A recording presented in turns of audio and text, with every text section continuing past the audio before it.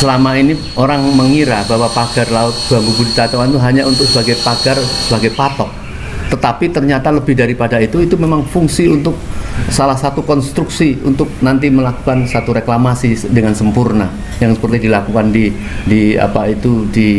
Bekasi dan Jawa Timur, di Sulawesi. Itu betul-betul memang melakukan reklamasi yang setelah dari pagar itu tertutup dengan sumbatan dan bahkan akan diisi tanah. Nah, ini kan ada semacam akal-akalan ini. Bagaimana sebaiknya sikap rakyat, sikap pemerintah, sikap bangsa ini, Pak Anwar? Silakan, Pak. Terima kasih Pak Mursalim, kesempatan saya untuk bicara. Assalamualaikum warahmatullahi wabarakatuh. Waalaikumsalam.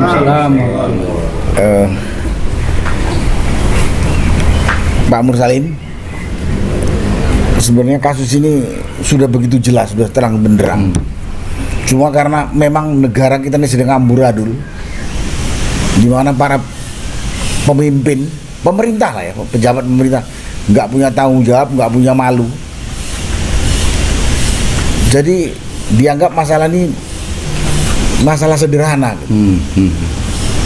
Ini sebetulnya suatu pengkhianatan yang dilakukan oleh pejabat pemerintah.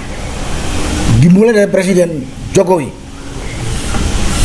yang memberikan izin kepada si Aguan CS ini.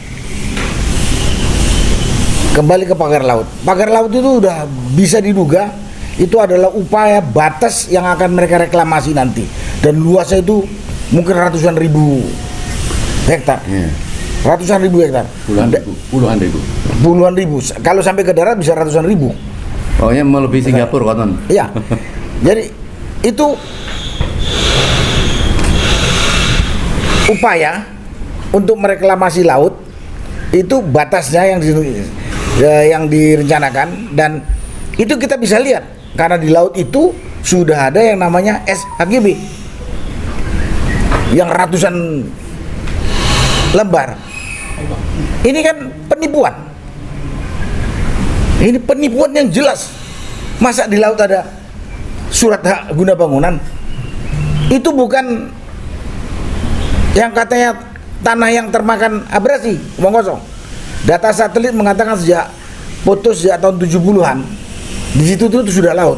Dan ada saksi yang masih hidup yang sekarang berumur sekitar 60 tahunan, saya lupa namanya, yang mengatakan saya sejak lahir sampai hari ini di tempat itu dari dulu laut.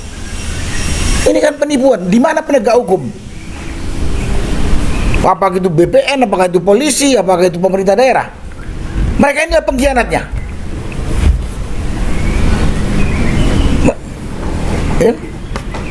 Kok bisa laut itu ada SHGB-nya? Yang nanti rencana itu mau ditutup dan kemudian mengatakan ini dulu daratan yang termakan oleh abrasi. Jadi nanti akan dilakukan restorasi kembali. Omong kosong itu semua. Itu omong kosong semua. Saya cuma di sini katakan yang pertama kepada pemerintah, di mana tanggung jawabnya untuk ngawankan negara ini? Digaji oleh negara, digaji oleh rakyat sesuai tugas pokok masing-masing. Ada penegak hukum di situ, ada Polri, ada penjaga wilayah pemerintah daerah, termasuk BPN. Kemana itu? Tidak mungkin tidak tahu. Ini ada gerakan pengkhianatan terhadap negara. Ini pengkhianatan terhadap negara, menjual negara kepada pengusaha. Dan itu kalau ditutup, matilah rakyat yang sekarang ada di pantai itu. Karena di depannya sudah jadi daratan yang menjadi pemukiman. Si rakyat yang sekarang ada di tepi pantai yang sekarang ini, yang nelayan, yang punya lahan juga seluas rumah tempat tinggal, mau apa dia? Jadi petani udah nggak ada lahan, jadi nelayan di depan sudah tertutup. Kemudian kalau itu jadi, kita membandingkan dengan PIK 1 yang sudah ada dan PIK 2 yang juga sekarang ini hampir jadi. Sangat eksklusif. Siapa yang bisa masuk sembarangan di PIK 1? Siapa yang bisa masuk ke PIK 2? Dan ini kalau dilanjutkan lagi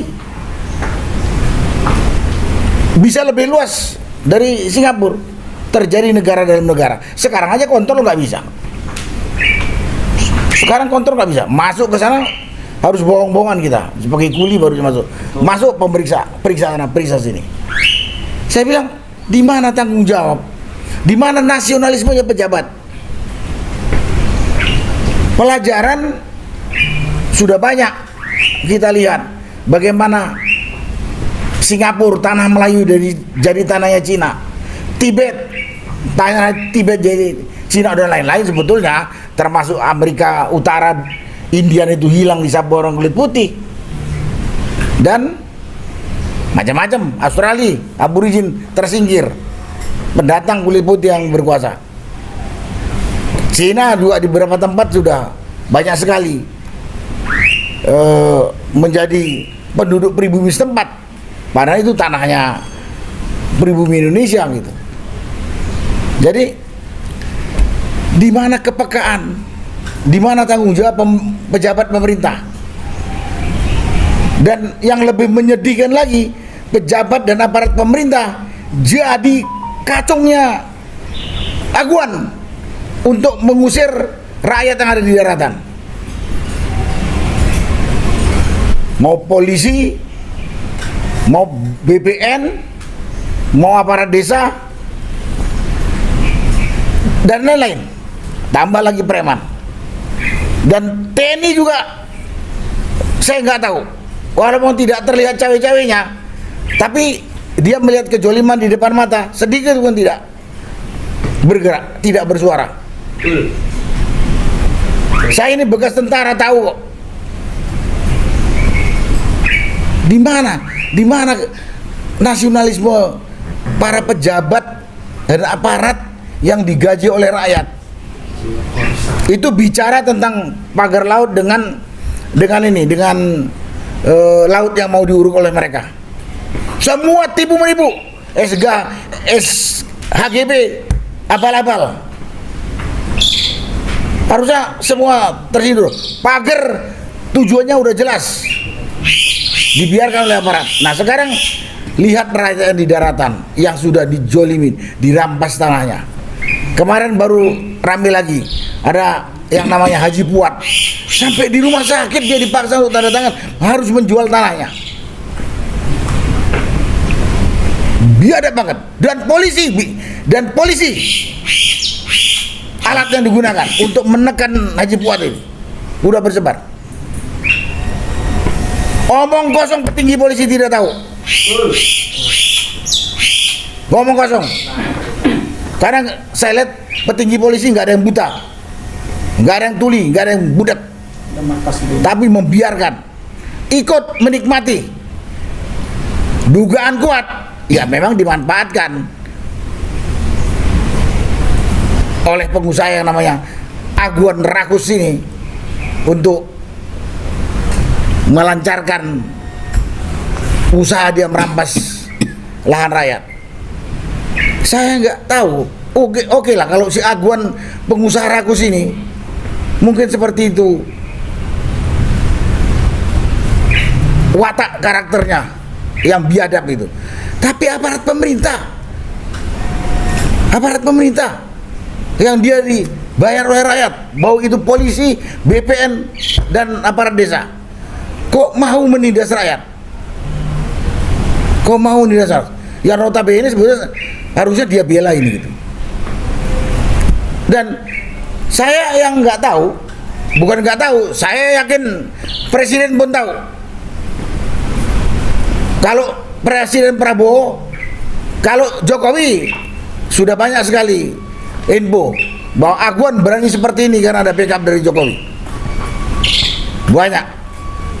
Sekarang Presiden Prabowo, yang saya tuntut Prabowo. Betul. Nggak tahu penindasan yang dilakukan ini. Itu rakyat Banten yang jumlahnya puluhan ribu itu bukan orang hutan seperti yang ada di Kalimantan itu atau yang ada di Sumatera itu. Lahannya mau dipakai gusur, bukan manusia itu. Yang tadi dikatakan sudah puluhan yang jadi korban. Yang puluhan jadi korban. Kemudian tanahnya dirampas.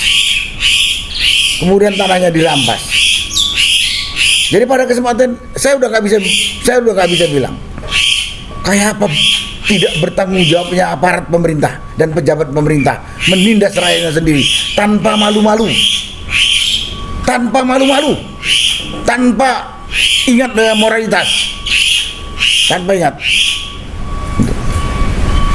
Mau dibayar oleh yang namanya aguan, Cina serakah ini, rakus. Saya berani katakan itu Cina serakah rakus. Ini bukan bicara rasis yang saya bilang si aguan, karena aguan sendiri yang rasis dengan membangun komplek yang begitu eksklusif, membatasi dengan rakyat kecil yang ada di sekitarnya. Dialah yang rasis. Dia yang rasis. Karena itu saya berharap rakyat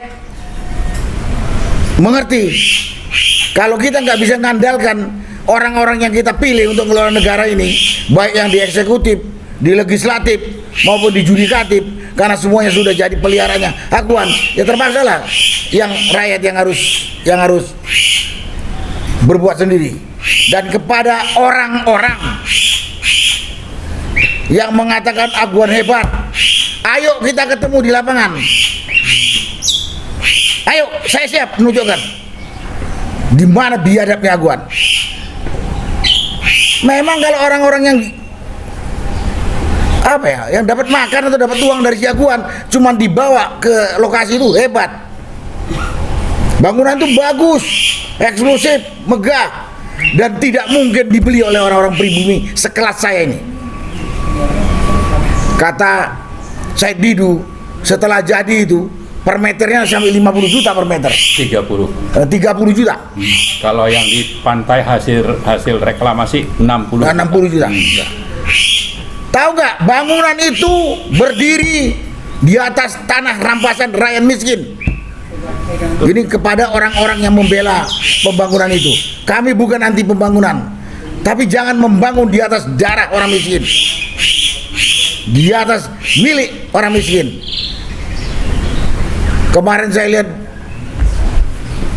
bangga itu instansi kepolisian dibangunkan pangkalan di PIK 2.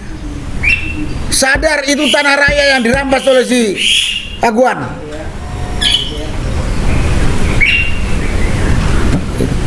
Silakan bangun negeri.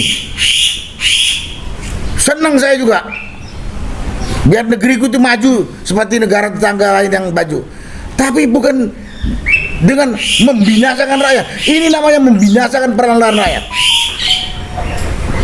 Sekali lagi pihak-pihak yang tadi mendukung aguan dan apalagi seperti kata Pak Marwan tadi menyerang kita, ayo kita ke lapangan. Saya tunjukkan di mana biadabnya aguan yang di backup oleh para pengkhianat. Kalau urusan laut diuruk, irigasi sungai diuruk, itu pejabat pemerintah yang bertanggung jawab dunia akhirat. Tapi yang tanah rakyat dirampas, tanah di Jawa di tepi pantai dihargai 50.000, bahkan ada yang baru dibayar separuh, bahkan ada yang belum udah diuruk. Ini kan perampasan. Tadi saya katakan, emangnya aguan ini nganggap, termasuk para pengkhianat ini menganggap rakyat pemilik tanah itu orang hutan ya, seperti yang ada di hutan-hutan Kalimantan dan Sumatera itu, digusur begitu aja. Manusia juga, manusia. Itu kondisi sekarang. Dan saya tidak tahu sekarang ini rasa malu dari pejabat pemerintah dan aparat pemerintah hampir tidak ada. Rasa malu hilang.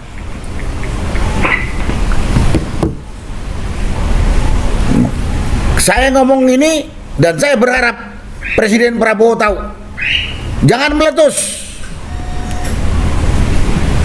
Orang kalau udah kepepet pasti akan meletus, yakin saya. Dan orang-orang yang dapat makan darinya jangan asal mangap.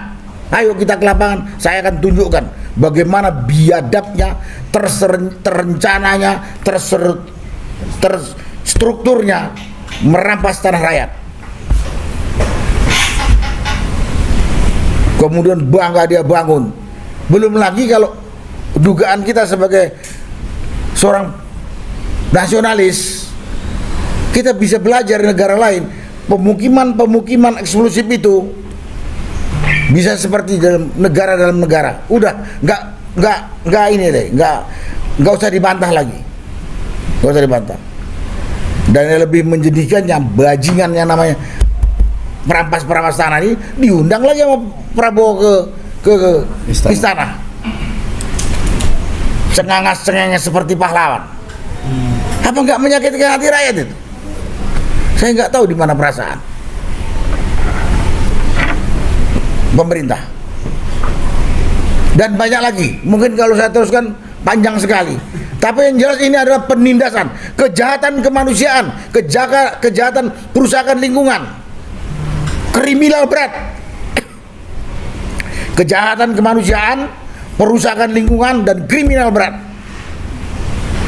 Enggak payah mencarinya data. Dan kepada pengusaha ini, saya minta sadar, terutama lebih-lebih para pengkhianat yang Anda bayar. Saya katakan pengkhianat tuh, polisi yang menindas Haji Fuad, menindas Charlie, dan rakyat sana ratusan, termasuk Abdesi yang memaksa mengumpulkan surat tanah rakyat kemudian dijual ke Paraguan, termasuk para preman. Semua butuh makan. Sebagai orang beragama ada batasannya. Cari makan bagaimana yang boleh kita lakukan dan boleh yang tidak. Itu yang bisa saya sampaikan. Harus diselesaikan, saya katakan. Kalau tidak, saya bilang ya kepada rakyat. Saya juga orang Banten. Ya mari kita berjuang. Berjuang mempertahankan hak milik kita. Dari kejoliman pihak lain adalah kewajiban. Mati untuk mempertahankan itu adalah syahid.